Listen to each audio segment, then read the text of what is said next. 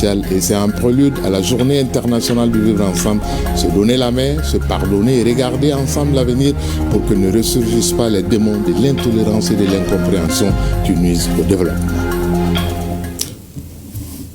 Mesdames et messieurs, bonjour et bienvenue aux informations.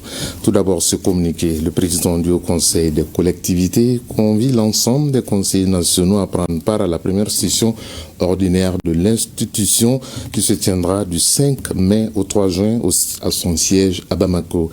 La cérémonie d'ouverture de cette session est prévue donc demain lundi à partir de 16h dans la grande salle de plénière de l'institution. Ceci dit, je vous emmène à Missabougou, en commune 6 du district de Bamako. On s'en souvient, l'année dernière, la zone a connu de fortes inondations pendant la saison des pluies. Eh bien, cette année, pour éviter de tels désagréments, le gouvernement, après la case sensibilisation, sort les muscles. Pour s'assurer du respect et du suivi de ces mesures, après les instructions du Premier ministre, le général de division Abdoulaye Maïga, le ministre en charge des infrastructures et celui chargé de l'assainissement était au niveau du collecteur de Missabougou. Alousseni Touré a suivi la visite pour ORTM1. La saison des pluies a pris de l'avance cette année sur le calendrier normal. C'est pourquoi le gouvernement est sur le terrain pour d'une part sensibiliser les populations à libérer les zones à risque et les passages d'eau, d'autre part superviser les travaux de curage et de réhabilitation des conduites d'eau. Le quartier de Missabougou est dans une situation déplorable par rapport à l'évacuation des eaux pendant la saison des pluies. Donc nous venons de boucler une visite et l'état des lieux est très alarmant. Parce que quand vous regardez, Missabougou est situé entre le fleuve et la colline.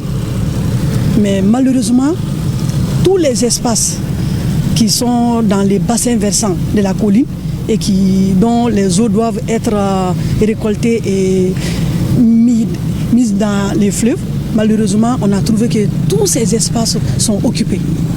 Et ces espaces sont occupés anarchiquement parce qu'il n'y a pas eu d'aménagement pouvant récolter ces eaux pour pouvoir les éjecter vers les milieux naturels. On a programmé des travaux d'aménagement pour pouvoir soulager la population, c'est-à-dire avec la cellule. On est en train de faire un collecteur, à peu près 2 mètres sur 1,50 mètre, et les siphons qui existaient, qui évacuaient l'eau, pour pouvoir les réhabiliter, les remettre en état. Mais la solution définitive vers laquelle il faut aller, ça c'est dégager tout ce qui se trouve dans l'emprise pour pouvoir avoir un résultat. Effectivement, il y a également des occupations anarchiques. Donc il faut vraiment prendre des dispositions rapidement, urgemment, pour pouvoir vraiment permettre à l'eau de se drainer vers le fleuve. Également, toujours sensibiliser la population pour leur dire que les inondations, c'est vrai, c'est dû à la pluviométrie, mais c'est également le fait que le passage de l'eau est complètement bouché. Donc avec les constructions, et les gens, il y a des stations même qui sont construites, non loin des collecteurs, non loin des siphons. Donc vraiment, ça amène d'énormes problèmes au niveau du drainage de l'eau. En attendant, les deux ministres rappellent à la population la nécessité de respecter les consignes et d'accepter les mesures de libération des voies pour la sécurité de tous. Il va falloir prendre une décision forte pour pouvoir laisser l'espace par lesquels les eaux là pourront être recueillies et éjectées. Donc c'est la seule solution. Tout de suite, c'est la construction d'un collecteur sur 1200 mètres, 1 km descend, et ensuite la remise en état des siphons vers le fleuve. La campagne même doit commencer le 15, le curage des caniveaux, mais avant cela, nous allons quand même commencer parce qu'avec l'installation précoce de la saison des pluies, donc il faudra vraiment commencer rapidement à curer les caniveaux et les collecteurs. Mais il faudra aussi que la population, les communautés sachent que ce n'est pas les lieux de déposer les ordures. Dans les prochains jours, les mesures gouvernementales envisagées seront mises en exécution. Elles permettront de favoriser le passage des eaux de pluie responsables des inondations que nous connaissons. Il n'y a pas d'ici là-bas. La prévention des inondations est l'affaire de tout le monde. Adoptons des comportements de civisme et de citoyenneté pour éviter tout désagrément pendant la saison des pluies et même au-delà. De Missabougou, direction la cité des 333 Saint-Tombouctou, la 6e région, dans la ville mystérieuse, en prélude à la célébration de la Journée internationale du vivre ensemble, on initie à la culture de la paix, de la cohésion sociale, du pardon pour que les relations de cohabitation millénaires ne se fondront jamais. Saloum Konati. Conformément à sa mission de promouvoir la paix, la culture, la cohésion sociale et le vivre ensemble dans la cité mystérieuse, l'ONG Vivre Ensemble anticipe sur la célébration de la Journée internationale du vivre ensemble commémorée chaque 16 mai. D'où cet atelier de formation sur la culture de la paix à l'intention des jeunes de Tombouctou. Aujourd'hui à Tombouctou, ville millénaire, carrefour de culture et de savoir, nous réaffirmons notre engagement indéfectible en faveur du vivre ensemble. Nous sommes fiers de notre diversité, de nos traditions ancestrales, de notre patrimoine unique. Mais nous savons aussi que la paix est un combat de tous les instants. Un défi que nous devons relever ensemble avec courage et détermination. L'ONG Vivre Ensemble n'est pas à sa première activité dans le cadre de la célébration de cette journée visant à promouvoir la diversité culturelle. L'UNESCO est heureuse de s'associer à l'ONG Vivre Ensemble et le ministère de l'Enseignement supérieur et de la Recherche scientifique pour soutenir l'organisation de la 5e édition de la Journée internationale du vivre ensemble en paix. L'objectif de cette 5e édition est de promouvoir la culture de la paix, la tolérance, l'éducation et le vivre ensemble dans les régions ciblées en renforçant les capacités des populations locales, en particulier les jeunes, et en valorisant la diversité culturelle. ONG Vivre Ensemble participe activement à la sensibilisation des populations, particulièrement vous les jeunes et les femmes, autour de la paix, du vivre ensemble et de la désinformation dans les localités de Bamako, Sikasso, Ségou, Mopti, Tombouctou et Gao. Les autorités administratives ont remercié l'ONG Vivre Ensemble et ses partenaires pour leurs multiples efforts pour le retour d'une paix définitive au niveau de la région. Si à Tombouctou, on cultive le vivre ensemble, au niveau de la 3e région, Sikasso, on forme sur l'engagement citoyen. Et à la base, l'Institut néerlandais pour la démocratie multipartite qui a organisé un café politique à l'intention des auditeurs des écoles démocratiques. Le thème retenu est culture et art comme vecteur d'engagement citoyen, un programme financé par l'Union européenne et qui a formé 600 jeunes à Bamako, Mopti et Sikasso, d'où nous retrouvons Yourubala Diabate et Suleiman Bamba. L'Institut néerlandais pour la démocratie multipartite, dans le cadre de son programme d'éducation et de formation démocratique et politique, a tenu un café politique à l'intention des jeunes des écoles démocratiques. Le thème retenu est « Culture et art comme vecteur d'engagement citoyen ». Ce panel est une activité qui fait partie de la formation globale que nous menons auprès de la jeunesse. Il y a les activités de formation, mais il y a aussi les activités de capacitation que nous menons auprès des jeunes pour leur permettre d'acquérir un certain nombre de connaissances et de compétences. Nous savons qu'il y a beaucoup d'éléments culturels qui échappent à la jeunesse. Et ce café politique a été une opportunité, d'abord pour les jeunes de découvrir en profondeur encore la culture du Mali, l'art malien, et que ce soit de façon morale, les valeurs, l'aspect physique, l'aspect patrimoine, afin qu'ils puissent les intégrer dans leur comportement de tous les jours.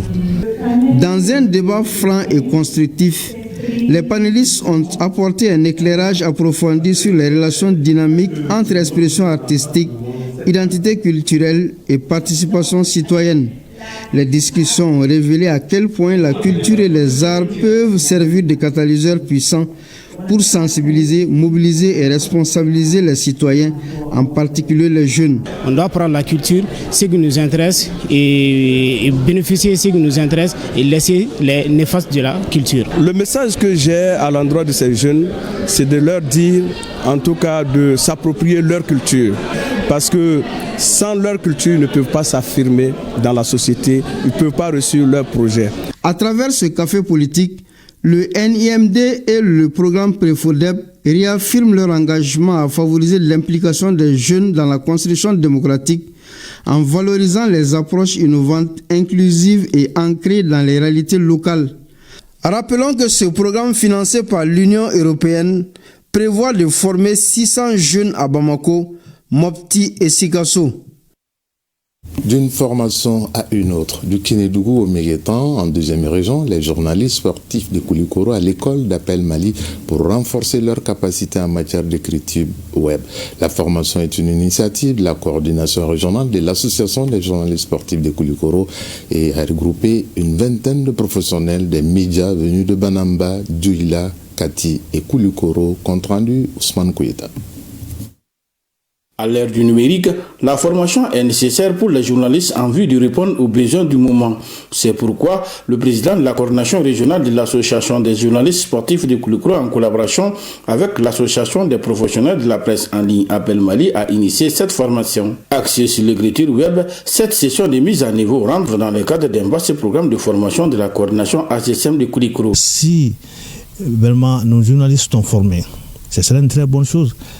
Parce qu'en cas de dérapage, ce n'est pas seulement les journalistes qui est en question, ni l'organe, c'est le pays même, l'image du pays même qui est en panne. Donc, quand nous avons des journalistes très bien formés, ce sera au bénéfice de nos organes, de la région et tout le Mali entier. Actuellement, nous sentons quand même beaucoup de lacunes par rapport à l'information, notamment en ligne. Et là, renforcer les capacités des journalistes sportifs, ça veut dire que c'est faire face à une concurrence internationale. Il s'agissait au cours de cette formation d'attirer l'attention des journalistes de la région de Koulikoro et ceux de Djouila sur l'importance de l'écriture web. Aujourd'hui, l'écriture web est incontournable dans les paysages médiatiques. Avec les booms Internet, aujourd'hui, nous sommes avec l'essor des réseaux sociaux qui ont touché tous les secteurs directement et indirectement, et ainsi que la presse aujourd'hui. L'écriture web ne va pas changer les fondamentaux du journalisme, mais c'est un plus au moins pour orienter les internautes. Les activités sportives et africaines se pointent déjà, donc nous allons beaucoup nous appuyer sur les potentialités qui seront à notre disposition aujourd'hui, à pouvoir encore plus émettre les messages de façon claire, de façon rapide. Au sortir de cette formation, les journalistes sportifs de Koulikoro se disent prêts pour relever les défis auxquels ils seront confrontés en matière d'écriture web. Pendant ce temps, très loin de Koulikoro, à Douanza, la 19e région, la mairie se plie à un exercice démocratique et de redevabilité. Il s'agit de la restitution publique de la gestion communale exercice 2024. Cette initiative vise à promouvoir la transparence et la participation citoyenne dans la gouvernance locale. Al-Mouzer Al-Kamissa Yatara. Cette démarche s'inscrit dans une approche de bonne gouvernance, de transparence et d'engagement des citoyens. À cet effet, la mairie a organisé une présentation ouverte au public sur la gestion de la commune pour l'exercice 2024. Ce n'est pas seulement la TDRL, il y a beaucoup de taxes, mais la taxe la plus importante sur laquelle on est jugé, c'est la TDRL. Sinon, il y a d'autres taxes qui viennent en complément de la TDRL. Voilà. Je dis qu'on est au courant que toutes ces taxes existent, on n'a pas oublié. On va faire doucement pour pouvoir convaincre les gens. Les responsables communaux ont exposé les résultats des recettes et des dépenses de l'année précédente, ainsi que les projets déjà réalisés ou en cours. Ils ont parlé de 281 millions. Ça veut dire qu'il y a eu beaucoup de réalisations. Donc après la réalisation aussi, voici le montant restant. Ils ont montré ça à la population. Donc ça pousse à la population encore davantage de payer vraiment les taxes. Des recommandations ont été émises pour renforcer la transparence et l'efficacité de la gestion communautaire. Les ressources propres, c'est la TDRL, c'est la TIA, c'est la TB, c'est le TV. Donc au vu du taux de mobilisation de ces ressources, les partenaires peuvent être enthousiastes à nous aider dans les projets qu'on va monter pour le développement de notre commune. Le maire et les responsables locaux ont saisi cette occasion de restitution publique de la gestion communale à Douanza pour encourager les habitants à continuer de s'acquitter de leurs impôts et taxes. Du nord du pays, cap sur le sud pour un retour sur la célébration de la journée internationale des travailleurs à Nioro du Sahel, la 13e région. Le collectif des enseignants de la division cinéma a organisé une soirée artistique et culturelle au cours de laquelle des enseignants travailleurs, certains à la retraite et d'autres en situation de handicap ou même décédés, ont reçu des attestations de reconnaissance. Moussa Diakiti. Cette soirée artistique et culturelle organisée par le bureau de la division du syndicat national des enseignants du Mali SINEP de la région de Nioro, à l'occasion du 1er mai, fête des travailleurs, présente un double objectif. Revaloriser la fonction enseignante à travers le renforcement du civisme, de la paix, de la cohésion sociale et du vivre ensemble, et sauvegarder l'identité, la richesse et la diversité culturelle chez les jeunes, à travers des disciplines comme la chorégraphie, le chant, la poésie et le sketch, dans la mesure où 2025 a été décrété année de la culture par le président de la transition. L'émergence de la nation dépend de la qualité des futurs cadres. Éducateurs, investissons-nous dans la formation de nos enfants pour le bonheur du peuple. L'organisation de cet événement cadre parfaitement avec la vision de hautes autorités de notre pays. Connaître la richesse et la diversité du patrimoine culturel et artistique, détecter et promouvoir les talents artistiques et culturels, contribuer au renforcement de la cohésion sociale. Le collectif des enseignants du cinéma de la région de Yoro a mis à profit cette soirée pour remettre des attestations de reconnaissance à certains collègues pour leur don du soir, à des retraités et à des enseignants en situation de handicap ou mort la craie à main. C'est avec plaisir et honneur que je prends la parole au nom du gouverneur pour témoigner notre accompagnement au syndicat. Les autorités supérieures ont dédié 2025 année de la culture. La région de Nioro a réussi. Ce sont les enfants qui sont à l'école, des garçons, des filles qui vont participer, qui vont animer la biennale. De la 13e région, passons à la 11e région, Bougouni. Dans le Bani Monotier, les travailleurs du secteur public et privé du cercle de Sélingué célèbrent pour la première fois la fête du 1er mai depuis l'érection de la commune en cercle. Une opportunité pour poser les jalons de développement du nouveau cercle. Défilé, démonstration des agents de la protection civile ont marqué la cérémonie à Sélingué. Abdul Karim Konaté nous en dit plus. Un pas de géant est ainsi franchi par les travailleurs du cercle de Sélingué, toutes corporations confondues. Il s'agit de l'organisation et la réussite de la fête du travail célébrée le 1er mai de chaque année. Ce premier coup d'essai, qui a été un coup de maître, a permis aux travailleurs des deux centrales syndicales, l'UNTEM et la CSTEM, de mettre en lumière les défis auxquels font face les travailleurs dans le cercle de Sélingué. Notre attente là est que l'ensemble des travailleurs au niveau du cercle de Sélingué parlent de même voix et ensemble pour dégager un puits de résoudre tous nos problèmes et tous nos doléances au niveau du cercle. Le syndicalisme, c'est une grande famille. Donc, c'est vrai, il y a des revendications. Mais également, quand vous vous associez, vous pouvez quand même faire beaucoup de choses ensemble. La célébration de la Journée internationale du travail a été un cadre de retrouvailles pour les travailleurs du secteur public et privé. La plateforme des travailleurs et autres associations ont toutes magnifié leur participation aux festivités de ce 1er mai. Je suis très comblé, d'autant plus que Sélingué était un cercle un peu particulier. Il est issu de 2 régions et de 3 cercles différents. Du fait que les gens n'aient pas les mêmes cultures, les mêmes habitudes, nous forçons vraiment de les mettre ensemble pour qu'il y ait une cohésion et puis une unité d'action. Et tous ces dossiers s'inscrivent parfaitement en droite ligne avec la politique gouvernementale. Pour agrémenter la fête, la protection civile de Sélingué a procédé à un exercice pratique du geste de premier secours. Cet exercice, qui a suivi les défilés des travailleurs, vise à sensibiliser la population sur la conduite à tenir face à un accident. Ici, à Bamako, la société BET 223 a animé une conférence de presse à son siège. Objectif, présenter les différents produits de l'entreprise à l'occasion de la fête du travail. Il s'agit entre autres des jeux virtuels sur les sites internet, des paris sportifs et loteries, mais aussi des œuvres sociales et humanitaires de la société. Tout ça au cours d'une journée porte ouverte. Adam Maïga et Idrissa Traoré ont suivi les détails. Les responsables de BET 223 étaient face aux hommes des médias à l'occasion de la célébration de la fête du travail. Les échanges ont porté sur la présentation des offres de la société de paris et divertissement. Il s'est agi aussi des impacts de la société en termes d'emploi, de sa création à maintenant. Aujourd'hui, nous sommes une centaine de collaborateurs avec aussi une centaine de revendeurs qui sont en fait des commissionnaires. Donc c'est à peu près 200 familles qui sont attachées à BET 223. Nous avons également une vingtaine d'agences, un peu plus de 20 agences, 23 exactement, dont la moitié sont des agences partenaires.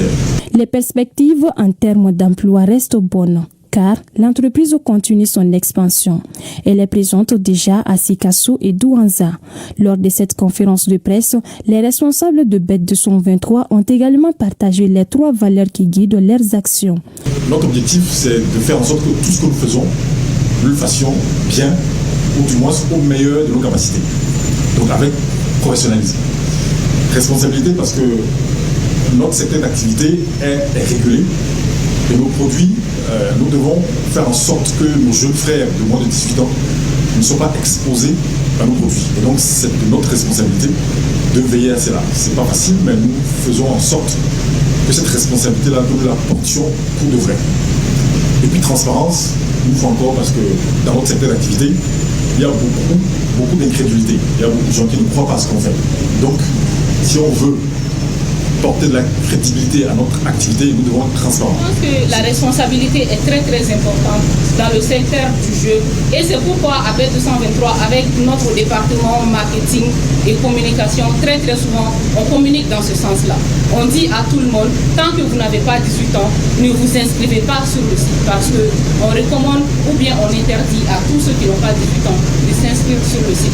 Si vous le faites, nous avons l'obligation et nous avons également le droit de fermer votre compte. Pour rappel, BET 223 a été créée en juillet 2020. Au-delà des paris et divertissements, l'entreprise s'investit également dans l'humanitaire. Ceci en apportant son appui à certains orphelinats et commissariats de Bamako.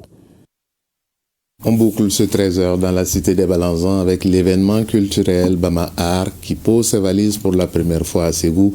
Au menu, des expositions, des spectacles vivants, ateliers entre autres professionnels.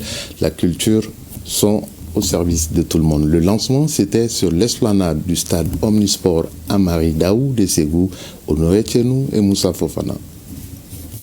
Un rendez-vous culturel qui se veut une vitrine de la diversité culturelle au Mali pour la promotion des initiatives locales. Bama Art à Ségou pour la première fois avec Africacen est une consécration de l'année 2025, année de la culture. Le temps est donc donné pour 5 jours de prestations artistiques, spectacles vivants, animations de rue pour ne citer que ceci. Nous sommes réunis ici, non seulement pour célébrer l'art et la créativité, mais surtout pour s'aimer. La joie, la paix et le vivre ensemble dans chaque recoin de notre pays, à travers la culture. Dans une époque marquée par tant de défis, notre réponse est claire. La culture comme remède, la culture comme langage universel, la culture comme trait d'union de tous les peuples du Mali. Durant plusieurs années, Ségou s'est particulièrement illustré comme un carrefour de rencontres intercommunautaires, de brassage, de dialogue interculturel et d'échanges culturels. Par votre présence massive à cette 2e édition du week-end culturel Bama Art, en mode de délocalisé, est un signal fort, un engagement certain de votre attachement à la promotion de la paix, de la cohésion sociale et à l'intégration du vivre ensemble. Bama Art Ségou, c'est aussi des expositions d'art par les professionnels du secteur. Ça permet aux gens de venir voir ce que nous on fait ici au Mali pour mettre en valeur nos propres travaux et nos propres cultures. Nos artistes sont justement les gardiens de notre mémoire collective et les bâtisseurs de notre avenir culturel. Je veux ici saluer l'excellente initiative de délocaliser Bama Art à Ségou, ville emblématique du patrimoine culturel et musical de notre pays. Plusieurs centaines de participants sont au rendez-vous pour faire de la cité des Balanzans un carrefour de pluralisme culturel pendant ces 5 jours de brassage humain. Et c'est du stade Amari Daou de Ségou que je prends congé de vous et vous souhaite un très bel après-midi en compagnie des programmes de RTM 1. Surtout, n'oubliez pas que chacun de nous ne peut être une étoile, mais tâchons de briller pour éclairer là où nous sommes. Bonne semaine à venir. Très heureux de vous servir. Au revoir et à très bientôt.